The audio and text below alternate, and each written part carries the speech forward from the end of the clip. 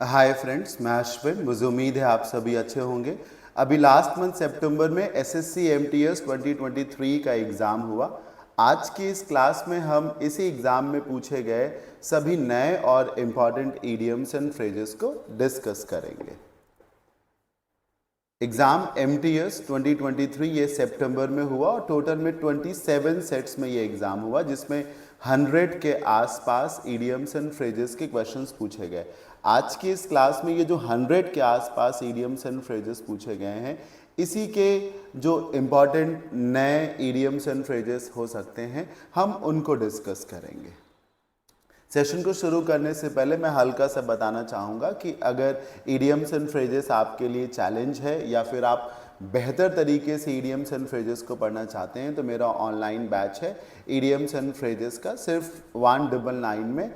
इसमें 60 plus videos में हम आपको 1300 से भी ज़्यादा important idioms, phrasal verbs and proverbs पढ़ाते हैं।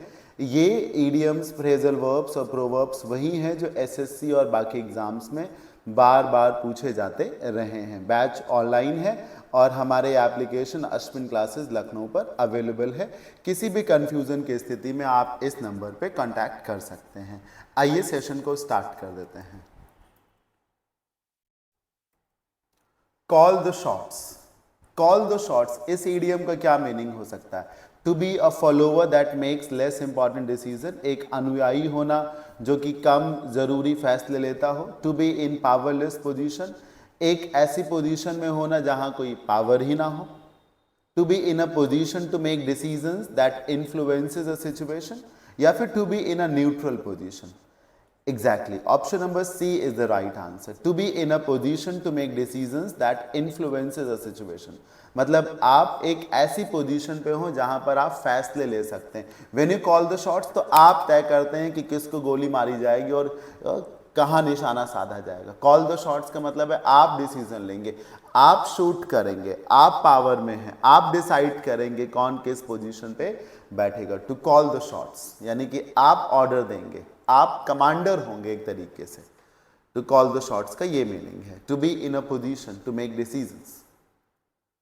Cell like hot cakes. Sir, sell like hot cakes का मतलब होता है जो चीज हाथों हाथ बिक जाए, जो चीज हाथों हाथ बिक जाए। जैसे कि द हिंदू अखबार हमेशा शॉर्टेज में रहता है, जैसे कि बुलेट हमेशा डिमांड में रहती है, आपको एडवांस में बुक करानी होती, फिर 2 महीने बाद मिल पाती है। हाथों हाथ बिक जाए, सेल लाइक हॉट केक्स इसको कहा जाता है। कैसे? जो हॉट केक होता है यानी कि जो फ्रेश केक है, जब केक को नया बनाया जाएगा तो वो फ्रेश होगा, और फ्रेश होगा तो वो हॉट होगा। तो ताज़ा केक तो हर कोई लेना चाहता है ना, बासी केक को कोई खरीदना नहीं चाहता, राइट? ताज़ी चीज़ें, गर्मा गर्म पकौड़ियाँ सब खा जाएंगे, और बासी होंगी पकौड़ियाँ, ठंडी होंगी तो रखी ही रहेंगी। तो सेल लाइट हॉट केक्स का यही मतलब है, केक अगर हॉट है तो वो फ्रेश है, फ्रेश है तो सब लाइन से बिक जाएंगे। तो बहुत तेजी से बिक जाना, right? Quickly sell out, quickly sell out. The executives were running around in circles without any success. Sir, पढ़ने से पता चल जाएगा क्या मीनिंग है। जो एग्जीक्यूटिव्स थे, they were running around in circles without any success, बिना किसी सफलता के वो भागे जा रहे थे। सर, जब आप एक सर्कल में भागते हो तो वहीं तो रह जाते हो, आगे कहाँ जा पाते हो? आप ऐसे से गोल गोल चक्कर काटते रहिए, कहाँ पहुंचेंगे? एक चौराहा है, उस पर आप गोल गोल गाड़ी घुमाते रहिए, कहाँ पहुंचेंगे? आपका खाली एफर्ट जाएगा, टाइम जाएगा, फ्यूल जाएगा, लेकिन क्या आप कहीं पहुंचेंगे? नहीं पहुंचेंगे। तो रन अराउंड इन सर्कल्स का ये मतलब है दम खूब लगा रहे हैं, जूझ खूब रहे हैं, पर नतीजा कुछ नहीं आ रहा है, right? Putting efforts into something that does not give a worthwhile result. आप दम लगा रहे हैं, एफर्ट्स डाल रहे हैं, लेकिन रिजल्ट नहीं आ रहा है, कोई फल नहीं आ रहा है इसका। Rajat is known for his notorious nature. Rajat का नेचर बड़ा ही गंदा है, नोटोरियस है, खूंखार है, खराब है। He will be friendly to your face, वो तुम्हारे सामने फ्रेंडली होगा, तुम्हारे चेहरे पे तुम्हारा दोस्त बनेगा, तुम्हारे सामने तुमको लगेगा तुम्हारा दोस्त है। But likes to blow his trumpet, to paint the whole town red, to get all bent out of shape, या to stab you in the back. Sir ये इसका आंसर है। तो stab somebody in the back का मतलब होता है पीठ में छुरा भोंकना, स्टैब का मतलब ही होता है छुरा भोंकना। तो वो सामने तुम्हारी तारीफ करेगा लेकिन मौका पड़ते ही पीठ में छुरा भोंक देगा, ये इसका आंसर है। जो डिसीव करेगा एक तरीके से, मौका परस्त टाइप का आदमी। ब्लो योर ट्रम्पेट का मतलब होता है अपनी तारीफ करना, जिसको आप टॉक बोस्टफुली कह सकते हैं, बड़ी बड़ी हाँकना, अपनी ही तारीफ करते रहना। Paint the whole town red का मतलब होता है to go out and enjoy, खूब एंजॉय करना, go out and enjoy oneself, बाहर निकलना और खूब मस्ती करना। देखिए कुछ कंट्रीज में फेस्टिवल होता है, टोमेटो फेस्टिवल, तो सब टोमेटो फेंक फेंक के नाचते हैं, जश्न मनाते हैं। This is called to paint whole town red. Get all bent out of shape, इसका मतलब होता है टू अनॉय समवन, किसी को गुस्सा दिलाना, टू अनॉय और इरिटेट, राइट। तो to stab you in the back, पीठ में छुरा भोंकना। Shweta organizes the sale of handmade pottery at a cheap rate. Shweta जो है हैंडमेड पॉटरी को ऑर्गेनाइज करती, वो भी चीप रेट पर। चीप रेट पर अगर कोई चीज अरेंज की जाती है तो उसको क्या कहा जाता है सर? उसको बोला जाता है फॉर अ सॉन्ग। पॉटरी का मतलब बर्तन बनाने से होता है, पॉट का मतलब बर्तन, तो एक तरीके से वो पॉटरी की सेल लगाती है, वो भी सस्ते दामों पर। जब कोई चीज सस्ते दामों पर आपको अवेलेबल हो तो इसी को कहते हैं फॉर अ सॉन्ग। क्या कहते हैं? For a song. For a song का लॉजिक ये है कि आपने गाना गाया और आपको पैसे मिल गए।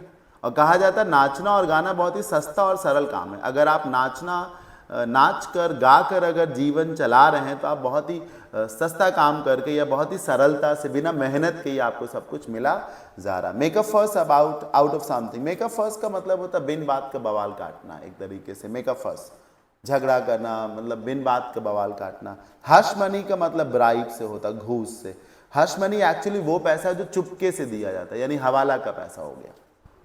Having one's cake and eat it too, इसका मतलब है ये लो अपना केक और खुद ही खाओ। इसका मतलब है कि केक का स्वाद अच्छा नहीं है, वरना केक तो आदमी छीन के खा जाएगा ना। ये लो अपना केक और खुद ही खाओ, यानी कि गलती तुमने करी है तो झेलो भी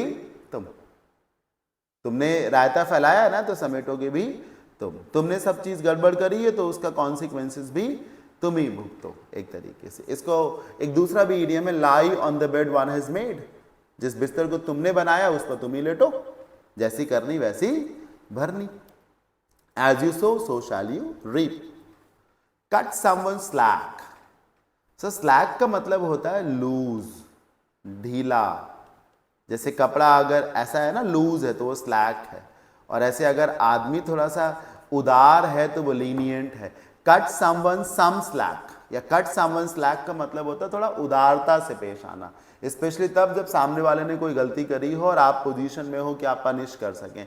लाइक ये देखिए, ये कार वाले हैं, मान लेते हैं इन्होंने ट्रैफिक रूल्स को वॉलेट किया हो, ये ट्रैफिक पुलिसमैन है, वो चालान कर सकता है, लेकिन वो अगर चालान ना करे सिर्फ एक वार्निंग दे, जस्ट वार्निंग, तो इसको कहेंगे to cut someone some slack, मतलब थोड़ा सा ढिला ही बरतना, थोड़ा सा लीनियंट हो जाना, थोड़ा सा उदार हो जाना, बहुत सख्ती से पेश ना आना। लूज कपड़ों को स्लैक क्लोथिंग कहा जाता है, तो थोड़ा सा उदार होना, बहुत सख्त ना होना। पढ़िए, क्रिटिसाइज समवन स्ट्रिक्टली, किसी को बहुत सख्ती से क्रिटिसाइज करना। Avoid talking about problems till the very and, आखिरी समय तक आप समस्याओं की बात ही ना करें, टाल मटोल करते रहें। To get the conversation going, बातचीत को चलाना। To not manage someone very strictly और क्रिटिकली, ये आंसर है, बहुत ही सख्ती से पेश ना आना, थोड़ा सा लीनियंट रहना, थोड़ा सा लीनियंट रहना। The actor decided to live life in the fast lane. Sir जब आप हाईवे पर होते हैं तो वहाँ कई लेन होती हैं, एक फास्ट लेन होती है, एक ओवरटेक लेन होती है, एक स्लो लेन होती है, एक पार्किंग होती है, एक इमरजेंसी होती है, एक ट्रक की लेन होती है। फास्ट लेन में वो व्हीकल चलते हैं जो बहुत तेज चलते हैं, और जब आप गाड़ी को बहुत फास्ट चलाते हो तो मज़ा बहुत आती है। सर क्या कहा मैंने? गाड़ी को जब आप तेज चलाते हो तो मज़ा बहुत आती है सर, इसी को कहते हैं to be in the fast lane. जब आप बहुत एंजॉय करें, चीयर करें, हल्का हल्का रिस्क भी है फास्ट लेन में, क्योंकि इमरजेंसी में ब्रेक काम नहीं करता कई बार, लेकिन फन ज़्यादा है, एंजॉयमेंट ज़्यादा है, एंटरटेनमेंट ज़्यादा है, एक्साइटमेंट ज़्यादा है, थोड़ा बहुत रिस्क भी है। लाइफ फिल्ड विद एक्साइटमेंट, जहां पे मजा ही मजा, बहुत ही फास्ट लाइफ चल रही, बहुत मजा है। I asked my friends to fight fire with fire, fine words but no parsnips, fight the good fight, finder keepers, losers weepers। क्या होना चाहिए? Against her employers who are doing wrong to her. ये चारों ही idioms हैं sir. अब बताइए, मैंने अपने दोस्त को कहा कि वो क्या करे अपने एम्प्लॉयर्स को लेकर, who are doing wrong to her, जो उसके साथ गलत कर रहे हैं वो उनके साथ भी क्या करे। मैंने कहा कि जो तुम्हारे साथ जैसा करे तुम उसके साथ वैसा ही करो। तुम्हारा एम्प्लॉयर तुम्हारे साथ गलत कर रहा है, सैलरी काट रहा है, तुम काम गड़बड़ करो। तो fight fire with fire, fight fire with, लोहे को लोहा ही काटता है। फाइट फायर विथ फायर, वो तुमको परेशान करा तुम उसको परेशान करो। Fight fire with fire. और इसका मतलब है फाइन वर्ड्स बटर, मतलब इसका मतलब होता है कि चिकनी चुपड़ी बातें करने से कुछ हासिल नहीं होता। Fine words butter, no parsnips. Parsnips एक प्रकार का मूली टाइप का फल होता है, उसको कहते हैं। तो ये फल हो गया। और अगर चिकनी चुपड़ी बातें करोगे तो उससे कोई फल नहीं मिलेगा, उससे कोई रिजल्ट नहीं मिलने वाला। चिकनी चुपड़ी बातें अच्छी लगती but they yield no results. इसका ये मतलब है कि चिकनी चुपड़ी बातें कोई फायदा नहीं पहुंचाती। फाइट द गुड फाइट का मतलब होता है जब आप संघर्ष कर रहे हो, जब आप किसी नेक काम के लिए संघर्ष करो। जैसे स्वतंत्रता आंदोलन के लिए लोग, फ्रीडम के लिए लोग फाइट करते हैं, तो आप लड़े, फाइट फॉर गुड पर्पस, आप लड़े। भले ही सिचुएशन आपके फेवर में ना हो, लेकिन आपका उद्देश्य सही है, इसलिए आप जो है लड़े। Fight the good fight. Finders keepers losers weepers, इसका मतलब होता है कि जिसको मिलेगा वो ले जाएगा, जिसका खो गया वो रोएगा। जो सोवत है वो खोवत है, जो जागत है वो पावत है। ये बेसिकली कुछ ऐसे है कि किसी बच्चे की कोई चीज खो गई, अब वो खो गई तो वो परेशान है, दूसरे को मिल गई, अब जिसको मिलेगी वो देगा क्या? वापस नहीं देगा ना, वो हंसेगा और देगा नहीं। और जिसका खो गया वो रोएगा। सर आपका वॉलेट कहीं गिर जाए, आप लूजर हो गए ना, आप वीप करेंगे। और जिसको मिल जाएगा वो हंसेगा, क्या वो लौटा देगा आपको? नहीं लौटाएगा ना। बेसिकली जो पा जाता है वो जश्न मनाता है, और जो खो देता है वो रोता है। जैसे कि आपकी गर्लफ्रेंड किसी और के साथ चली जाए, तो जिसके साथ चली गई वो उसकी बल्ले बल्ले है, वो हंसेगा मुस्कुराएगा, तुम मजनू बन जाओगे भाई। Fight fire with fire. The shopkeeper was sly as a fox. पहली बात, एज लग गया है तो अब इसमें कंपैरिजन हो गया। दूसरी बात, ये इसका मीनिंग हो जाएगा। और स्लाई का मतलब होता है very clever, very cunning, very clever, बहुत काइया टाइप का, बहुत चतुर चालाक। कैसे? फॉक्स क्या होती है? लोमड़ी। फॉक्स बेवकूफ जानवर है कि बहुत शातिर जानवर होता है। सो लोमड़ी बहुत चालाक, चालाक लोमड़ी बोलते हैं, बेवकूफ लोमड़ी नहीं बोलते हैं। स्लाई एज अ फॉक्स, चालाक लोमड़ी। ये देखिए किसी बुक का कवर है, the sly fox and her tricks. चालाक लोमड़ी। शॉपकीपर बहुत चालाक था and tried to sell off the old stock, और उसने पुराना स्टॉक बेच दिया। सर बहुत चालाक था, smart and clever, sly as a fox. Bigger fish to fry. यहाँ पे बिगर की जगह कभी कभी अदर भी आ जाता है, have other fish to fry या have bigger fish to fry. जैसे इसका मतलब होता है कि आप किसी काम को कर रहे हैं और चाहते हैं कि फट से ये काम निपटे, क्योंकि मेरे पास और भी काम करने को, अगर ना ही निपटे तब भी मैं इसको छोड़ के जाऊं, because I have other fish to fry, या I have some bigger fish to fry. मेरे पास और भी दूसरा काम है करने को, मेरे पास थोड़ा बड़ा काम भी करने को, जल्दी से इस काम को निपटाइए। ठीक, अगर हो जाएगा तो ठीक, नहीं होता तो मैं जा रहा, मेरे पास और भी काम है करने को भाई, मैं दिन भर यही नहीं रुका रह सकता। I have other fish to fry, have something more important to deal with, right. Having something more important to take care of, मतलब जब आपके पास कोई दूसरा काम भी है करने को जो संभवतः इससे थोड़ा सा ज्यादा जरूरी है। बिगर फिश टू फ्राई या other fish to fry. By living in a rural area with access to the city, वो एक गांव में रहता है और शहर के करीब है। वो गांव में रहता है और एक्सेस टू द सिटी भी है, सड़क शहर तक जाने के लिए बस है, ट्रेन है, रोड्स है, बढ़िया। गांव में रहता है, शहर का मजा लेता है, गांव में रहता है और शहर का मजा लेता है। This is what she gets the best of the both worlds. To get the best of the both worlds का यही मतलब है, इधर भी बल्ले बल्ले है, उधर भी बल्ले बल्ले है, to get the best of the both worlds.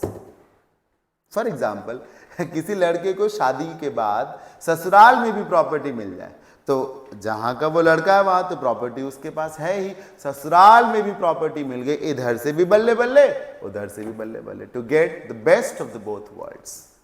To keep an ear to the ground, इसका मतलब होता है आसपास जो कुछ भी हो रहा है उसके प्रति सजग रहना, अपने कान हमेशा जमीन पर रखना, कहीं कुछ होगा तो जमीन पर ही होगा, आहट जमीन से ही आएगी, तो सतर्क रहना, सक्रिय रहना, एक्टिव रहना। In for a penny, in for a pound, on cloud nine. On cloud nine का मतलब होता है जब आप सातवें आसमान पर हों, बहुत ज़्यादा खुश हों एक तरीके से, जिसको आप सेवेंथ हेवन भी कहते हैं। क्या कहते हैं सर? सेवेंथ हेवन भी कहते हैं। In for a penny, in for a pound, इसका मतलब होता है बेसिकली कि आपको जो काम करना है वो करना है, फिर जितना टाइम या जितना भी समय लगेगा तो लगेगा। Something you say that means that since you have started something, या फिर आप उसमें इन्वॉल्व हैं तो आप उसको अंजाम तक पहुंचाएंगे जरूर, टाइम जो लगेगा लगेगा, देखा जाएगा। Mary is a ball of fire, वैसे तो अर्थ को बोलते हैं बॉल ऑफ फायर, आग का गोला। यहां कोई लड़की है वो आग का गोला है, तो या तो वो बहुत गुस्सेबाज होगी या फिर आगे पढ़िए, and is always engaged in something creative. अब बताओ, अगर कोई बहुत आग का गोला है यानी बहुत गुस्सेबाज है तो क्रिएटिव चीजों में क्यों इन्वॉल्व होगा? इसका मतलब है आदमी बहुत पैशनेट है, जोश से भरा हुआ, एक्टिव है, एनर्जेटिक है, एंथुजियास्टिक है। डल एंड इंसिपिड पर्सन का मतलब होता है सुस्त आदमी नहीं, बेनिफिशियल होना, किसी का मददगार होना नहीं, टॉकेटिव बातूनी होना, एक्टिव एंड एनर्जेटिक होना, बहुत ज्यादा सक्रिय होना, ऊर्जा से भरा हुआ होना। ग्रेटा थर्नबर्ग, ये सोशल एक्टिविस्ट, आपने पेरिस वर्ल्ड क्लाइमेट समिट हुई थी पेरिस में, उनका नाम सुना होगा, Greta Thunberg. Hit the nail on the head, gave the devil his due, kept the pot boiling, so wild oats. ये 4 ईडियम्स हैं, इनका मीनिंग भी जानना है और आपको सही ईडियम को फिट भी करना है। When she dared to question about the accountability with respect to global warming and climate change, जब उन्होंने चैलेंज कर दिया कि ये जो क्लाइमेट चेंज हो रहा है, ग्लोबल वार्मिंग बढ़ रही है, इस पे आपकी क्या अकाउंटेबिलिटी है, आप इसके लिए अपने आप को जिम्मेदार ठहराएंगे? जब उन्होंने सबके सामने चैलेंज कर दिया वर्ल्ड लीडर्स को, हाउ डेयर यू, ये उनका स्टेटमेंट था सर, हाउ डेयर यू। आप यूट्यूब पे टाइप करें, गूगल पे टाइप करें ग्रेटा थर्नबर्ग, तो यही स्पीच आएगी, हाउ डेयर यू, तुम्हारी हिम्मत कैसे भी हमारे क्लाइमेट को नुकसान पहुंचाने की। तो जब उन्होंने ये सवाल पूछ लिया कि आप अपने आप को जिम्मेदार ठहराते हैं ये जो ग्लोबल वार्मिंग हुई, क्लाइमेट चेंज हुआ है, do you find yourself accountable for all this rubbish, तो इसको क्या कहेंगे? She hit the nail on the head, इसका मतलब होता है मौके पे चौका जड़ना सर, जबरदस्त खेलना सर, ठीक, मैक्सिमम डैमेज करना सर, मैक्सिमम एडवांटेज लेना सर। ये नेल है, सॉरी हाँ नेल है, कील है, ये कील का हेड होता है। जब आप कील को ठोकते हो तो उसके मत्थे पर ही तो मारते हो, तो जब आप कील के मत्थे पर मारोगे तो जितना अंदर चाहोगे वो घुस जाएगी ना सरफेस के, तो मैक्सिमम डिस्ट्रक्शन कर सकोगे, मैक्सिमम एडवांटेज ले सकोगे, इसको कहते हैं to hit the nail on the head. Gave the devil his due का मतलब होता है गलत व्यक्ति की जो अच्छाई है उसके लिए उसकी तारीफ करें। फॉर एग्जाम्पल, रावण ने सीता का हरण किया, लेकिन रावण ने सीता की इच्छा के खिलाफ उन्हें टच नहीं किया। उन्होंने सीता को, रावण ने कई बार सीता को अप्रोच किया कि वो उसकी पत्नी बन जाए, लेकिन छूने की कोशिश नहीं करी, अगेंस्ट सीताज विश। ये अच्छाई थी रावण में सर, तो इसको कहते हैं to give the devil his due. दूसरा एग्जाम्पल, जब राम रावण को मार देते हैं तो लक्ष्मण से कहते हैं कि जाओ, इससे पहले कि रावण के प्राण निकल जाए, रावण से कुछ संदेश लो जाकर, रावण से कोई सीख लो जाकर के। क्या है सर? गलत व्यक्ति में भी अगर कोई एक अच्छाई है, कोई एक उसूल है, तो इसको कहते हैं to give the devil his due. Keep the pot boiling का मतलब होता है मोमेंटम को बना के रखना। बर्तन चढ़ा हुआ है गैस पर, कुछ उबल रहा है तो वो उबलता ही रहे, उसको बंद ना करें, ठीक। हाँ, मतलब बॉल को घुमा दी है, कीप द बॉल रोलिंग, तो घुमाते ही रहिए, एक्टिव रखिए, maintain the momentum of an activity, सक्रिय रखना किसी चीज को। सो वाइल्ड ओट्स मतलब होता है जवानी की गलतियां करना, to waste your sexual power इसको कहते हैं, to lose your virginity for no reasons, to waste your sperms, to sow wild oats, जवानी की गलतियां इसको कहते हैं, like getting engaged with multiple people in sexual relationships, this is called to sow wild oats, जवानी की गलतियां करना, शारीरिक संबंध बनाना तमाम लोगों के साथ और अपनी जवानी का नुकसान कराना। Hit the nail on the head इसका सही आंसर है। Being a journalist, एक जर्नलिस्ट होने के नाते your first duty is to build castles in the air. Journalist का ये काम होता है कि हवा में तीर चलाए, वो बिना हाथ पैर की बात करे। ईट अ हम्बल पाई, माफी मांगे। ईट अ हम्बल पाई मतलब माफी मांगना, अपोलोजाइज करना। टू बी अनरियलिस्टिक, पहले का मतलब है अनरियलिस्टिक होना। Keep your ear to the ground, सक्रिय रहना, एक्टिव रखना, मतलब अटेंटिव रहना, इन्फॉर्म्ड होना, आसपास क्या हो रहा है उसकी जानकारी रखना, अपडेटेड रहना। Have an axe to grind का मतलब होता है अपना उल्लू साधना, अपना उल्लू सीधा करना, मतलब अपना फायदा ढूंढना। Sir, provide for one's needs, provide for one's needs, अपने फायदे का काम करना। तो सही आंसर क्या होगा? To keep your head to the ground. Be like chalk and cheese. Chalk का कलर कैसा होता है? व्हाइट। और चीज का कलर कैसा होता है? हल्का सा येलो। तो चॉक तो व्हाइट है और चीज तो येलो है। चॉक का पर्पज अलग है, चीज का पर्पज अलग है। चीज खाने के काम में आता है, चॉक लिखने के काम में आता है। चीज पनीर को कहा जाता है। तो चॉक अलग काम के लिए आता है, चीज अलग काम के लिए आता है। चॉक का कलर अलग है, चीज का कलर अलग है। तो very different, to be different from each other, एक दूसरे से अलग होना। As phony as a $3 bill. एज आया ना सर? एज का मतलब ये कि ये इसका मीनिंग है। अब फोनी का मतलब होता है फेक, अनरियल। जो चीज फोनी है वो है ही नहीं, अनरियल है, झूठ है sir. As phony as a $3 bill, मतलब something that is not genuine, something that is fake। अब मैंने इसको जब स्टडी किया तो ये पाया कि $3 नाम से कोई करेंसी नहीं। जैसे आपने यहाँ पर ₹1 का नोट था, ₹2 का नोट, ₹3 का नोट नहीं, तो $3 बिल होता ही नहीं सर।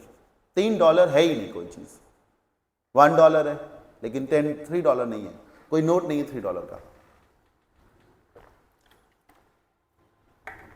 तो something that is fake. From scratch. Scratch का मतलब क्या होता है? शुरुआत से। और क्या? स्क्रैच करते हैं, ऐसे से शुरू करते हैं, ऐसे से शुरुआत कर रहे हैं, ये स्क्रैच है। ये कोरा, ये देखिए ऐसे है, अब इस पर कुछ बनानी, ऐसे से शुरुआत कर रहे हैं, फ्रॉम स्क्रैच। ये देखिए एक पेज दिख रहा है, एक डायरी दिख रही, और ये देखिए कितने सारे पन्ने फाड़े। किसी ने कुछ लिखा, गड़बड़ हुआ, फाड़ दिया, फिर लिखा, फिर गड़बड़ हुआ, फाड़ दिया। बार बार गड़बड़ होता रहा, फाड़ते फाड़ते इतने सारे पन्ने जमा हो गए। अब ये फिर से लिखेगा। तो from scratch, from the very beginning, from the very beginning, शुरुआत से।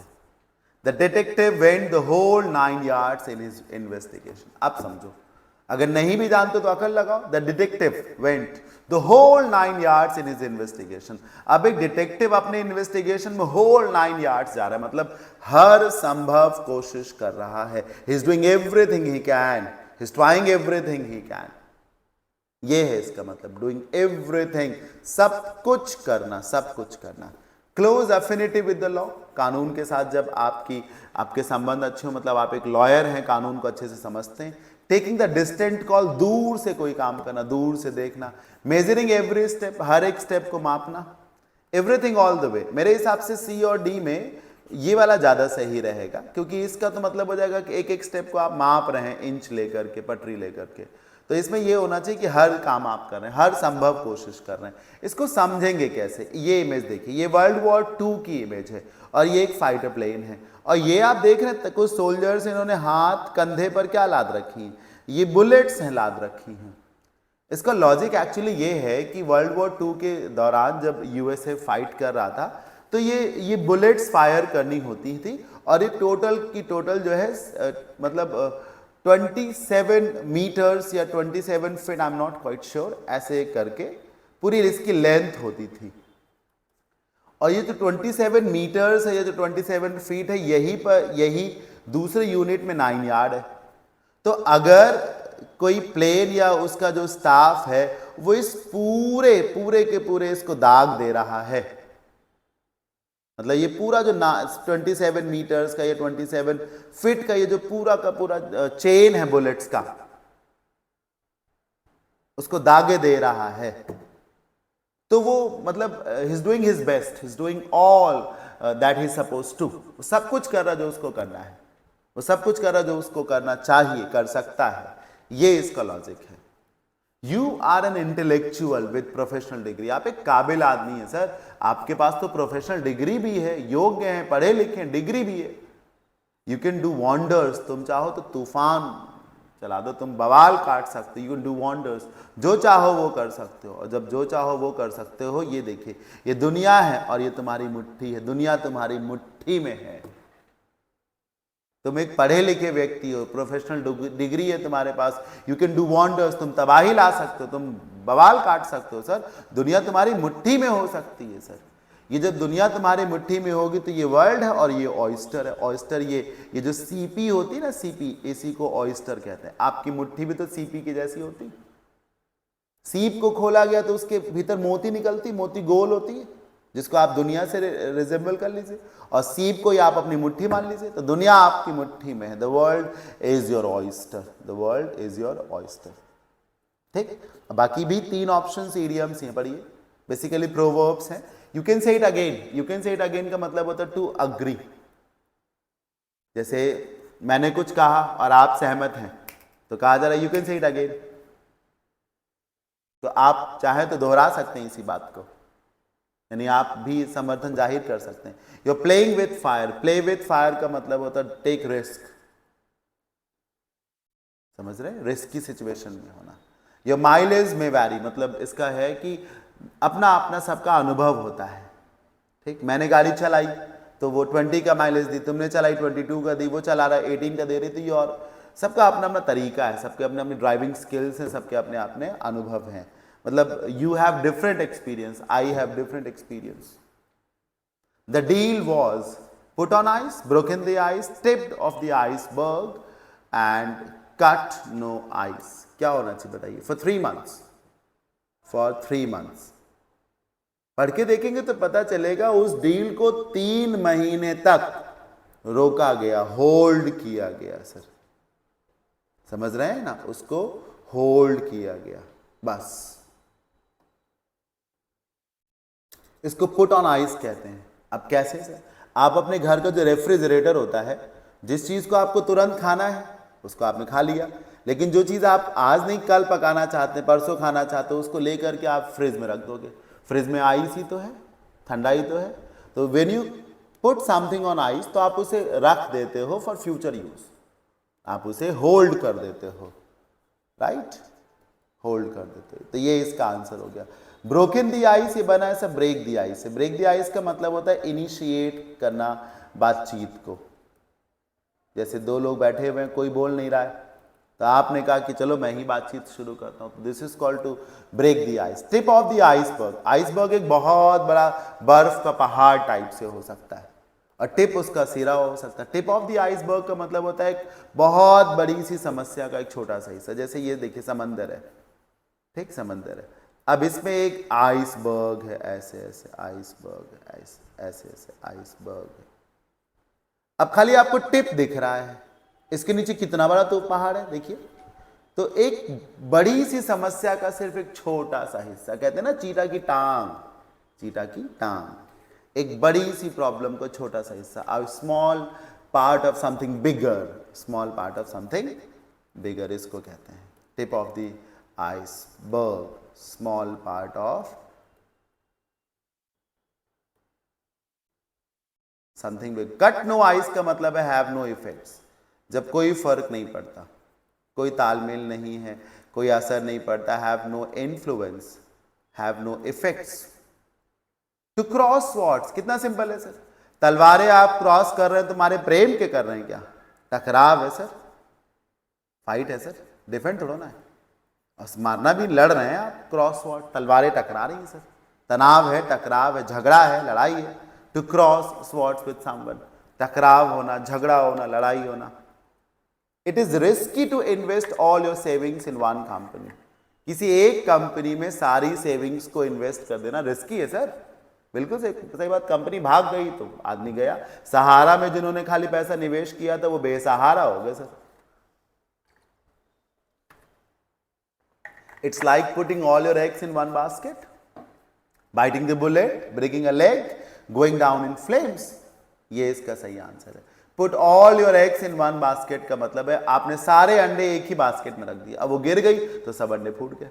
अंडे क्या थे? आपके आपके आपके आपके ऑप्शंस थे सर, आपका सोर्स ऑफ इनकम था।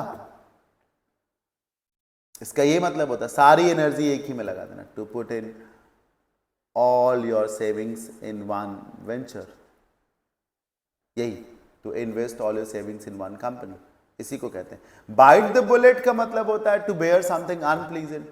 बुलेट को आप काट रहे हैं, दांतों से बुलेट को चाट के चबा रहे हैं, काट रहे हैं बहुत तेजी से।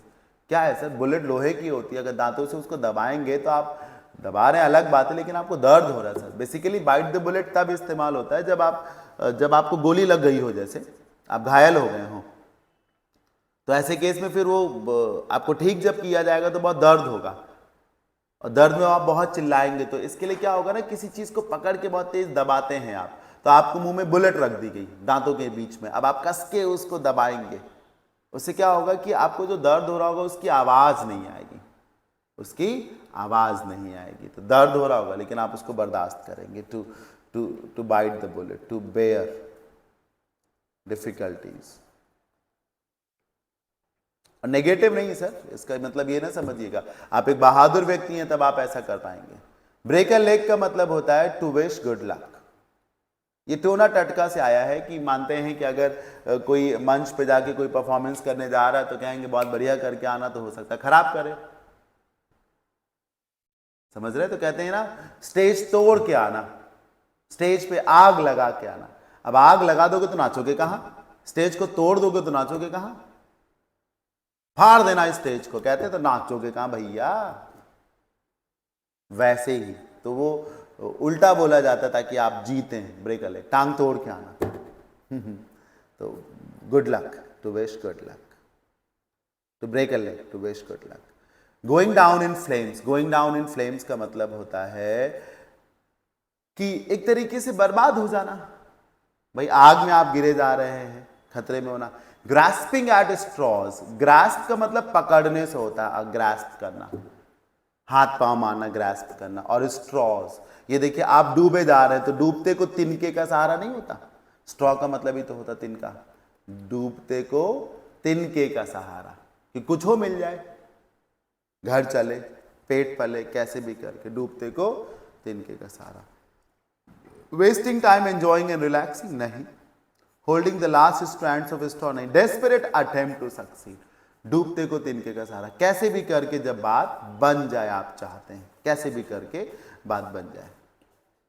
Rahul speaks easily in front of a small group, छोटे ग्रुप के सामने जब कम संख्या में लोग हों तो राहुल बड़ी ही इजीली अपनी बात को रखना जानता है। But he seems ill dispose to, man of ill repute, think ill of, ill at ease before a large audience. जब 10, 12, 15, 20 लोग हों तो राहुल को अपनी बात रखने में कोई दिक्कत नहीं, लेकिन जब 100, 200, 400, 1000 लोगों का ग्रुप हो तो फिर राहुल वहां पर हेजिटेट करेगा ना सर, वहां पे उसकी हिम्मत टूटेगी। अब जब आप हेजिटेट करते हैं तो इसको कहते हैं इल at ease.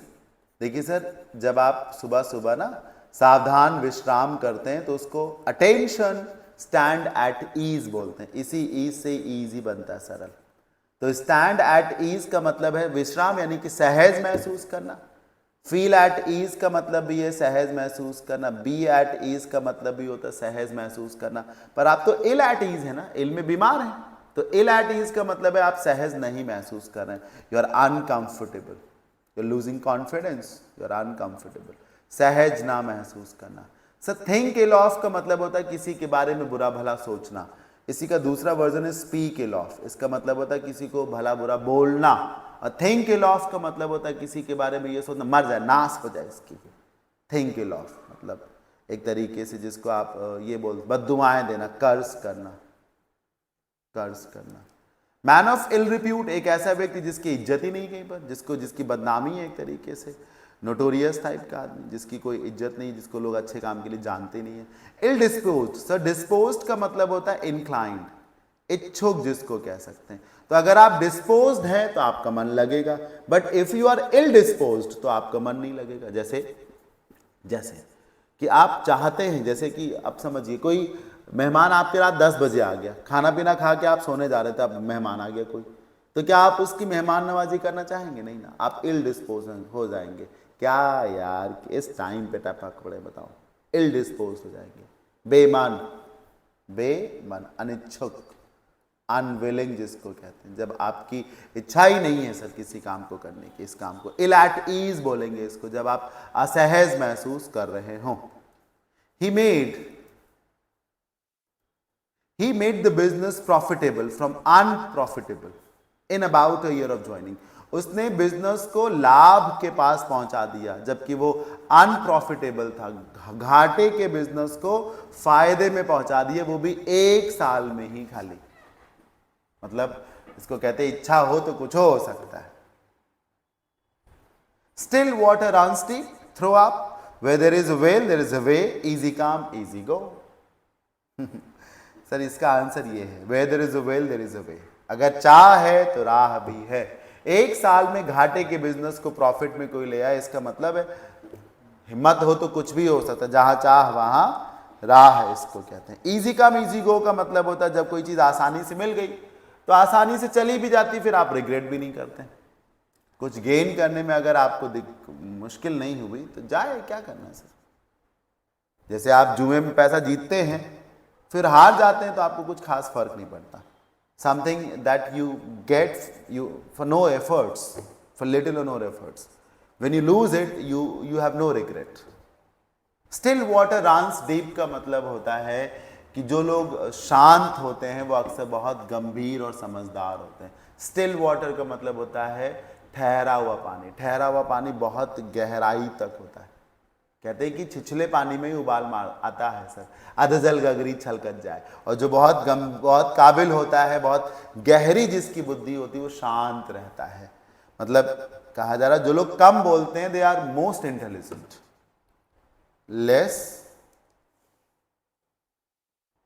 Less talkative people are most intelligent.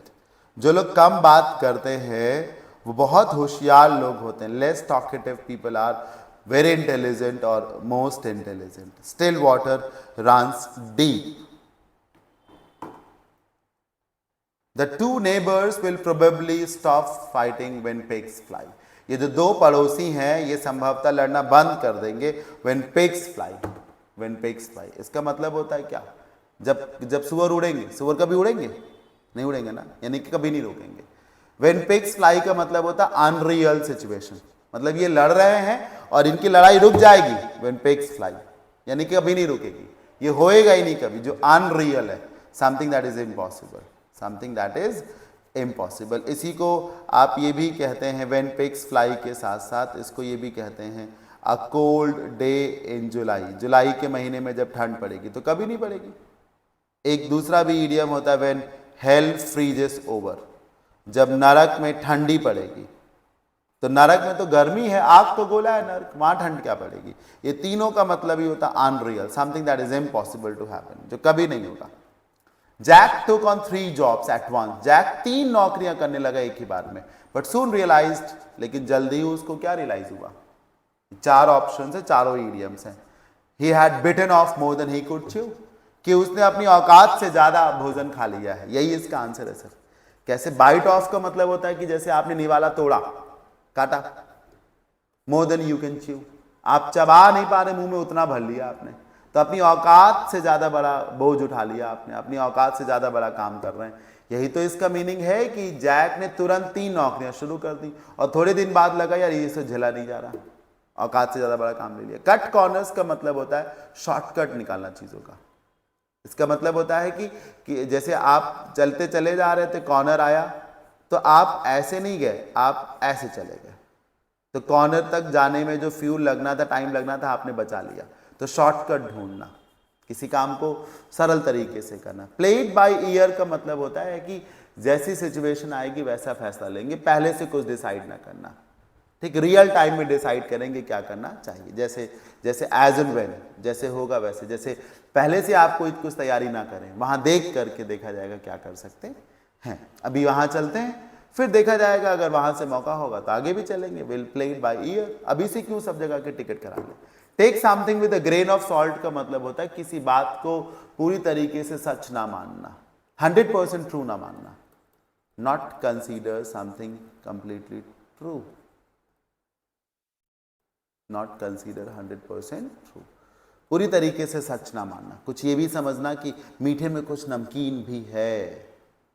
My manager force me to resign from my job, मेरे मैनेजर ने मुझे जोर दिया कि रिजाइन करो, since I underwent a spine surgery, मेरी स्पाइन सर्जरी हुई इस वजह से।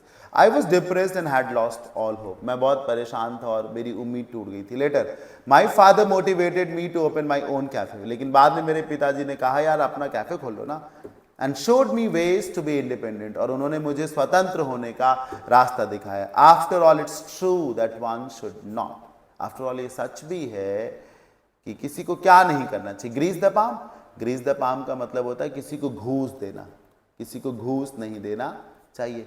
क्राई ओवर स्पिल्ड मिल्क का मतलब होता है कि रिग्रेट करना गुजरे हुए समय पर, रिग्रेट फॉर द पास्ट, मतलब जो मौका हाथ से निकल गया उसको लेकर के रिग्रेट करना। ब्लो वंस ओन ट्रम्पेट का मतलब होता है अपनी तारीफ करना, praise one self. Blow hot and cold का मतलब होता है बार बार अपने आप का फैसला बदलते रहना, मतलब इनडिसाइसिव होना, अनफिक्स्ड होना, बार बार चेंज करते रहना, क्या करें क्या ना करें। सर ये आंसर है, उसमें यही तो कहा गया कि आफ्टर ऑल किसी को जो मौका हाथ से निकल गया उसको लेकर नहीं सोचना चाहिए, नए मौके तलाशने चाहिए। मैं डिप्रेस हो गया था लेकिन मेरे फादर ने कहा अपना कैफे खोलो, मैं आगे बढ़ गया, मैं वरना गुजरे हुए समय को लेकर रिग्रेट करता रहता। तो after all one should not cry over spilled milk, जो मौका निकल गया उसको लेकर अफसोस नहीं करना चाहिए। The entrepreneur decided to throw caution to the wind, throw caution to the wind का मतलब आप समझते हैं कि आप थोड़ा सा केयरलेस हो जाएं और मतलब हवा को ही चैलेंज कर दें, मतलब तूफान आने वाला है एक तरीके से और आप हवा को कहते रुक, कॉशन टू द विंड, हवा को कहते धीमे चल एक तरीके से इसको कहते हैं टू टेक अ रिस्क। अब हवा को आप कह रुको तो हवा रुकेगी तो नहीं, एक तरीके से आप रिस्क ही ले रहे हैं ना, take a risk. It is easy to say that you will start exercising every day, कहना बड़ा सरल है कि तुम रोज एक्सरसाइज करोगे, but it is crying wolf.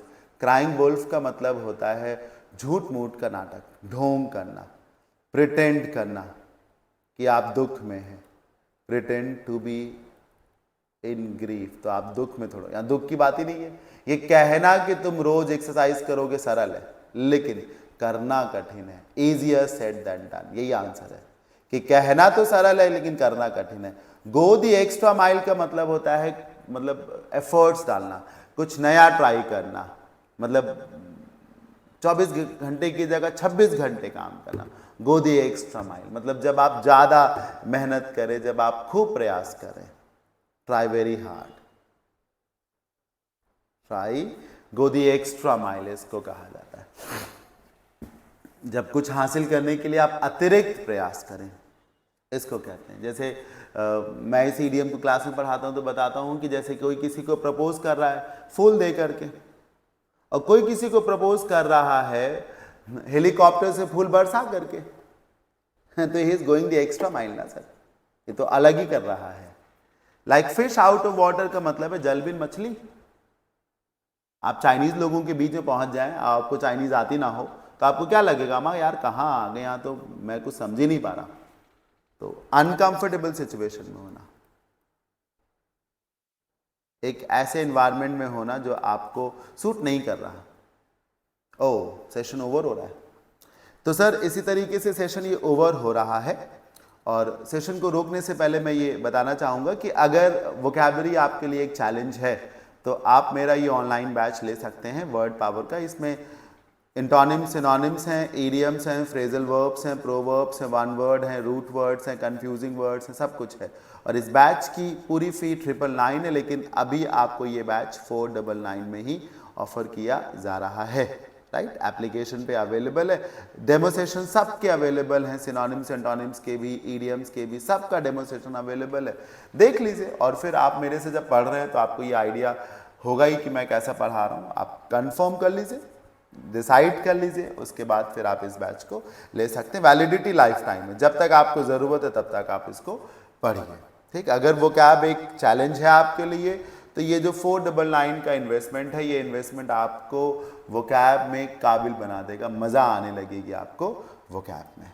Jin students को ऑफलाइन पढ़ना हो तो मैं आलमबाग लखनऊ में फिनिक्स मॉल के पास पढ़ाता हूँ, यहाँ आकर के क्लासेस ले सकते हैं। एंड में मैं यही कहूँगा कि मैंने बहुत मेहनत से ये पूरा का पूरा सेशन रिकॉर्ड किया है, आपने एंड तक इसको देखा, इसके लिए आपको बहुत बहुत थैंक यू। अब थोड़ा सा समय निकाल करके कमेंट बॉक्स में जा करके बताएं कि कैसा लगा आपको ये सेशन, ठीक है ना।